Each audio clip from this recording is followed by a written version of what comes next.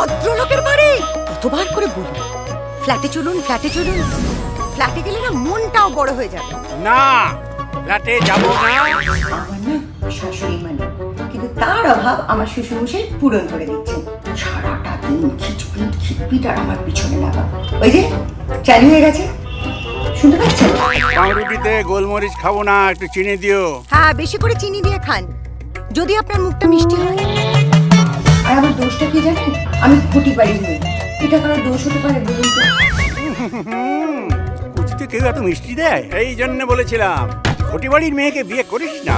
আচ্ছা, আপনাদের এই গল্পটা একটু চেনা চেনা লাগছে না? আসলে এটা মণিমালার জীবনের গল্প না, এটা আমার এবং আপনার জীবনেরও গল্প। আপনি একটা ফুটফুটে বাঙাল বুড়ি দেখে বিয়ে করে ফেলুন, আপনার ভালো মন্দ খাওয়া হবে আর আপনার ছেলের বাপের বিয়েটাও দেখো।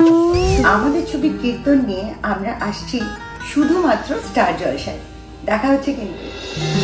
কাদরে দিন চুল খুলে রাখা সব যেন রঙিন তুলিতে আঁকা মেলেছে মন ময়ূরী ও পাখা। টেলিভিশনে প্রথমবার কীর্তন আজ দুপুর 1টায়।